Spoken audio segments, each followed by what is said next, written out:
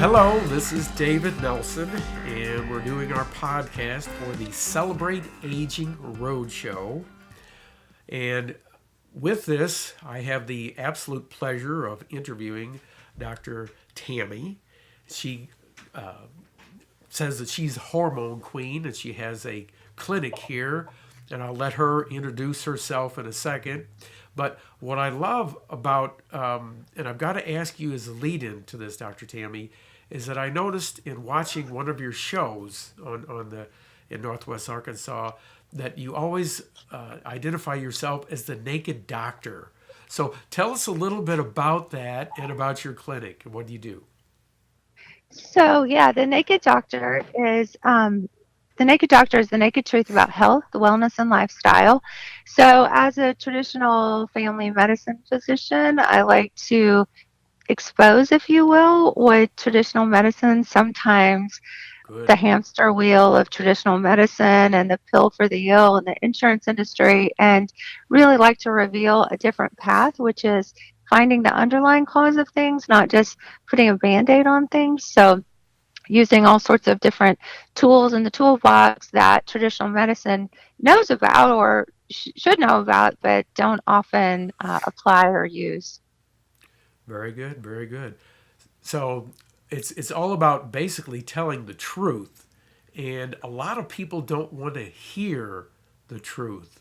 So what I'd like to hear from you is how you incorporate into your practice using music and art, because my passion is helping people my age, baby boomers, to play again.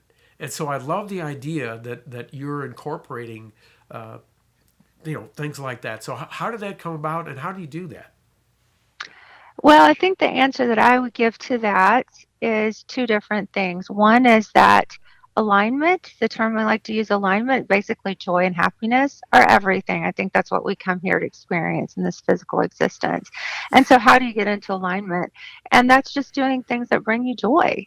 And, in my practice, using medical stuff or non traditional therapies is all about that. And even medications, I haven't throwing the baby out with the bathwater, there's still some good applications for traditional medications and pharmaceuticals, but using that in alignment with people making lifestyle changes and really focusing on how to change their health.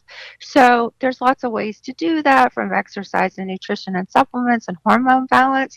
But really, when you look at someone's life experience, learning new things is keeping the brain active. And one thing with dementia and aging is that we stop growing and we kind of start dying. And so to Right. keep those brain cells active, we have to find new avenues and new learning that keeps us active all the time.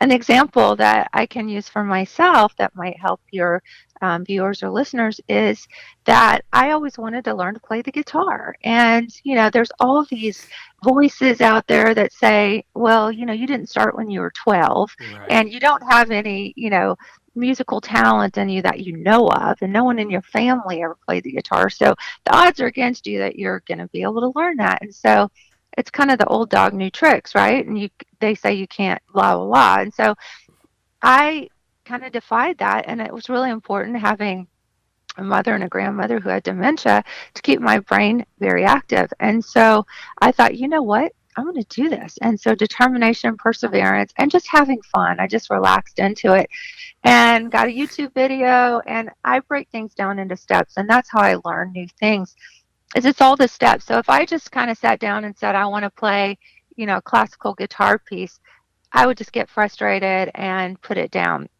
But if I said, today I'm just going to learn to tune my guitar, I'm going to get on YouTube University and I'm going to learn how to tune my guitar, and that'll Sure. be it. Sure. And then tomorrow I'm going to learn how to, figure out what the strings are called. And then the next day I'm going to, and so then it's like I'm going to learn four chords, because most pop songs, all you need are four chords to play most pop songs. So I'll learn four chords, I'll get good at those. And actually, the reason I learned guitar was because I wanted to play for my mom, who was in assisted living in a pretty advanced Alzheimer's state. And what I found not only was that helping me learn new things and delay that aging process in those memory parts of the brain, but when I would play my guitar for her, it was a very pleasant experience for both of us.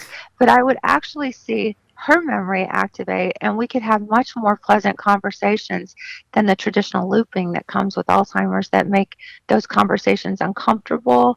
And so it was just a beautiful experience on many, many levels.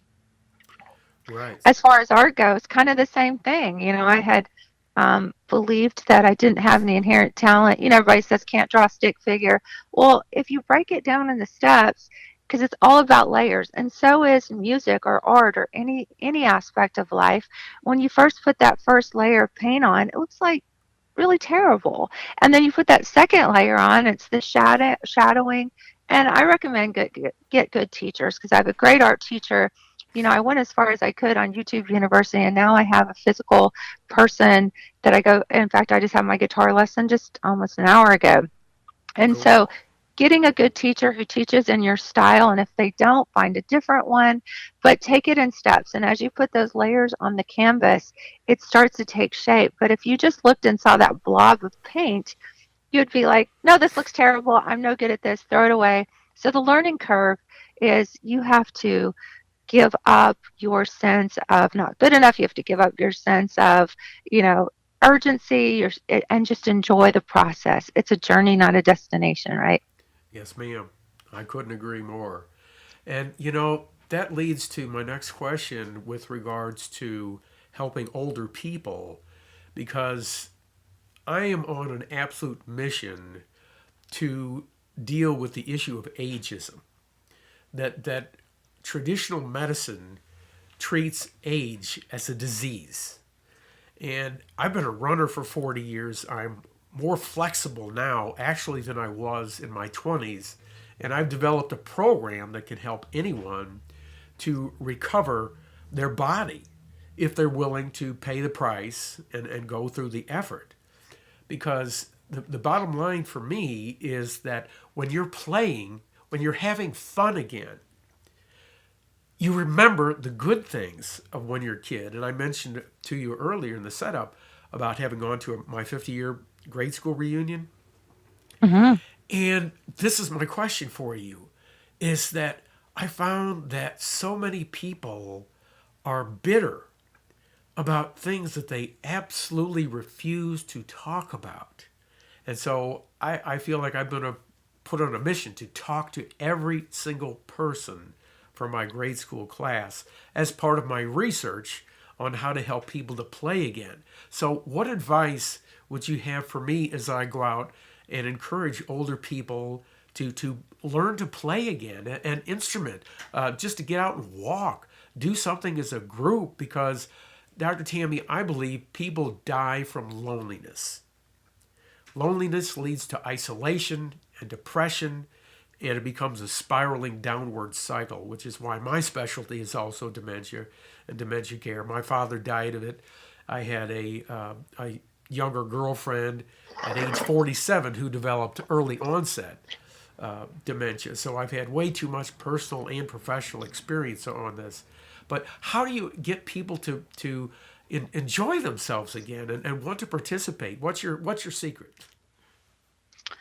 Well, my belief on that is that we all come into this physical existence very playful. I mean, that's our Absolutely. Yes, ma'am. core what we embrace. And you could learn so much from a child just by watching them. And they know how to play and they have no resistance and their imagination is very active. And so I would recommend bringing some children into their life just because that influence is so powerful. But if there aren't children available, then, just I feel like with time, what happens is that we build up resistance and people tell us to grow up and people tell us to take things seriously and there's responsibilities and to be mature, and so the messaging is that play is not important, work is important, responsibilities are important. So they've got this conditioning, and I think the bitterness that comes with that is because they just forgot to play. And so, really just encouraging them and telling them it's okay. I've seen some studies on dementia that there's a part in the brain that kind of like when you drink alcohol that lowers your resistance or your inhibitions. So they have overdeveloped a part of their brain with a lot of inhibitions. One of the beautiful things about Alzheimer's is the inhibitions go down. I mean, I don't know if you experience this with your Oh yes. dad, is Oh that they yes. say anything. They have no filters at all. So Oh it's like yes. there's a balance in between. And also I've seen studies that show that when they're painting or, doing something like that, that center, that inhibition center is actually readjusted like a rheostat or a thermostat. And so they actually will bring some memory back if they're doing those processes. And so, that's a beautiful thing too. So sometimes it's just do it, like the Nike saying, just do it. So if you can just put a canvas in front of them. And so what I did with my mom was sometimes I would actually take a canvas and some paints and just say, Mom, let's paint together. So to make it an activity together and that encouragement and influence rather than just saying you need to, it's kind of like traditional doctors will say, you need to lose weight, but they don't actually give the patient a plan or, tell them how to do it. And so that engagement with presenting them with something or putting a canvas in front of them or, letting them hold a guitar and just say, hey, we're going to take this in baby steps and reactivating that area of the brain. Because I think they're very ripe for that because that inhibition center is so low and they want to play. That's our core reality, our core existence is we want to be happy. So, sometimes they just forget. And I think that bitterness that comes along is from the lack of play and happiness and just taking things too serious. Boy, am I the poster child for that one. Uh, Relax. Chill well, out. the thing is, we will meet eventually, I'm going to read something from Dr. Stuart Brown, psychiatrist and founder of the National Institute for Play. Have you ever heard of that one? No, huh? National Institute for Play. Anyway, I'm going to make this pointed, but he says that he studied death row inmates and serial killers and found that nearly all of them had childhoods that lacked normal play patterns. He says the opposite of play is not work, it's depression. So play might well be considered a survival skill. Oh, that's And beautiful. and I can tell you that I have a gift for people who have dementia. I discovered this when I first started working with it 13 years ago. Okay. And where we ended off is with regards to Healthy Aging University and why I even created this is the result of something that happened to me 4 years ago that I think you'll find interesting. Is that, and this is a big part of our documentary filming, I was sitting in my car at the library parking lot in Springdale, and a little 110-pound, 5'1" grandma walked up to my car, and she had two brown-headed curly schnauzer dogs tied up to a park bench beside her big white Lincoln Mercury marquee. And the first sentence she said to me changed my life. You ready for this? Uh-huh. She said to me, "If I fall down, will you watch my dogs? Wow. If I fall down, will you watch my dogs?" So you have a beautiful smile. Mine isn't quite as good, but I had a heck of a smile, and I said, "Well, of course, honey, I'll watch your dogs." So she quietly walked back to her dogs there, but I watched her gait, and she wasn't too steady. And Hmm. guess what? I had to stop. It's like, God is knocking on my brain saying, boy, pay attention here. Hmm. And to speed this up, because you'll eventually see the documentary film, I hope. But the point is that the lady had been living in her car for 6 months. She was homeless. It was her and her dogs living off of McDonald's food. Wow. So she not only had every imaginable health problem in addition to her dementia, but when you're living off of McDonald's food for months, right? Hmm. So the thing is, that set me on a path that I hope you'll have some interest in. And for example, one of the things I'm working on with regards to helping people with nonprofits, because the point is to create an open source university where people like you can teach and share what they know, because Tammy, I'll tell you, at my age, you're quite a bit younger than I am, but the bottom line is we know we are not promised tomorrow, right? Hmm. I mean, I worked with folks with dementia that were 95 years old, and the last man that I worked with was 95 years old, looked exactly like me. He scared the hell out of me, I'll tell you. I thought, oh my God, this is me. But he was walking in his backyard, slipped and fell over backwards, and he hit just the right spot on the back of his brain, and he was dead in 6 months. So the thing is that what I want your thought about as we come to the close here is as a doctor and as a woman that cares about this issue, I feel like that people commit spiritual suicide before they have a catastrophic, like in this lady's case, she had vascular dementia. So she'd had a stroke, and vascular dementia was the result.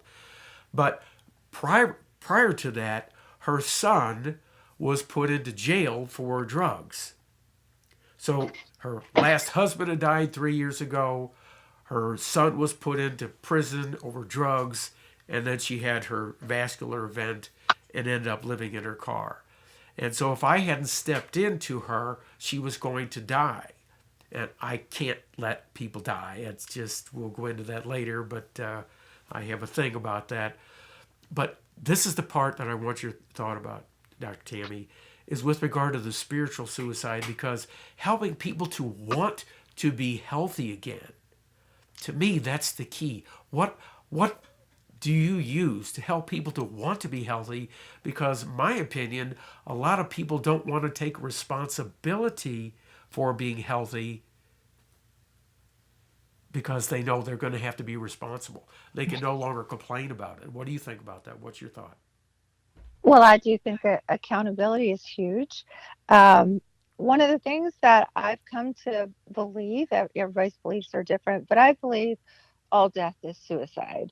And whether it's suicide by, what we call taking your own life immediately through whatever means that is, or it's just slowly drifting off with no, affection, no care, no zest for Yep. life. Yes, ma'am. you know, Old age is slow suicide, basically. And so bad habits are slow suicide. We know, that the things that we're doing or eating wrong or smoking or drinking or all those things, we know those are bad for us.